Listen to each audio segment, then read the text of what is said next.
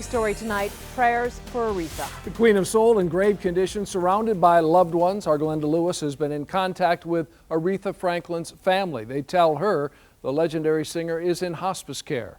Franklin has been battling numerous health problems for years now. Just last year, the legendary singer announced she would be retiring from concert performances. Franklin's voice is iconic. Her incredible career started in a church in Detroit, but her sound quickly spread around the world. Over the decades, she's been honored by everyone from presidents to pop stars. Throughout the day today, there have been an outpouring of support on social media from musicians and celebrities alike.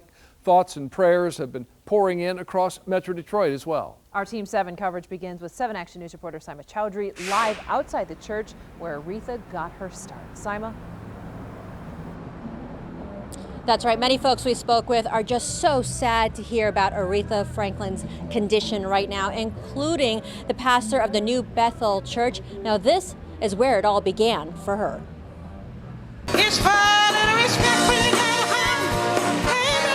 It's easy to understand why so many people respect Aretha Franklin.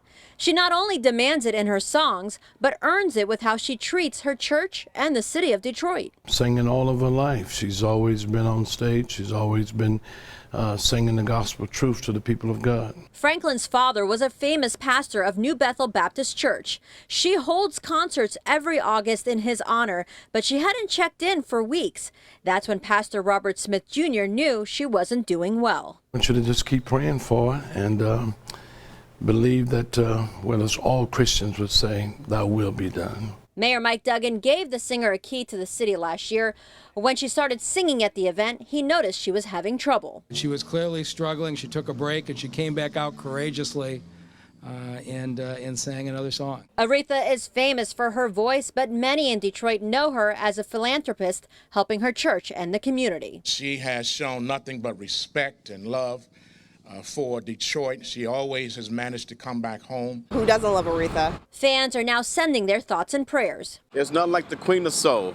Love you. Aretha's an iconic person, man. I'm sorry that she has to go through that. You know what I mean? That's sad. Many celebrities are also tweeting their prayers, including Al Sharpton. Pastor Smith has this message to the woman he has so much admiration for. I can just say I love you and I thank you for all the help that you've given to the church.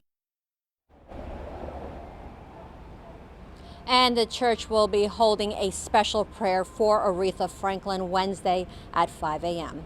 Now let's turn it over to our Jim Kurtzner. He's live at the Motown Museum with more on her legendary career. Jim?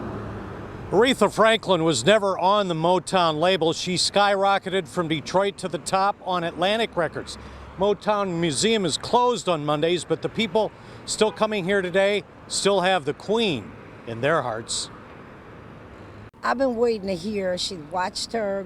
I grew with her. I was raised on her music. We've all been graced with the presence of the Queen of Soul and a career that shot to the top of the music charts 51 years ago. At work, I just take me some time.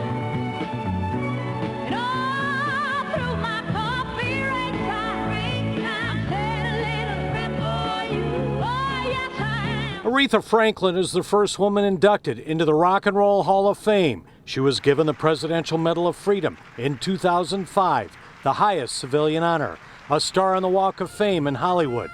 But the Motor City remained her home. I'm in it for the long run, so I'll be around singing, "What you want, baby, I got it."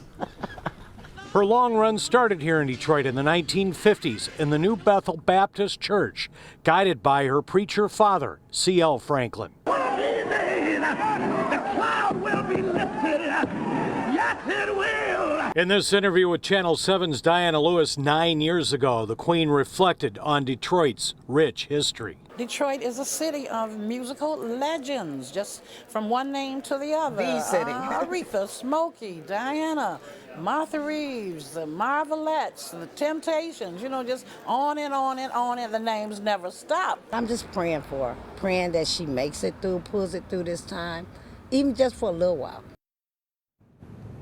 And Aretha's family is asking for prayers. We, of course, are sending them. Next hour at 6, more on Aretha's legacy and her lasting impact on people all over Metro Detroit and the world.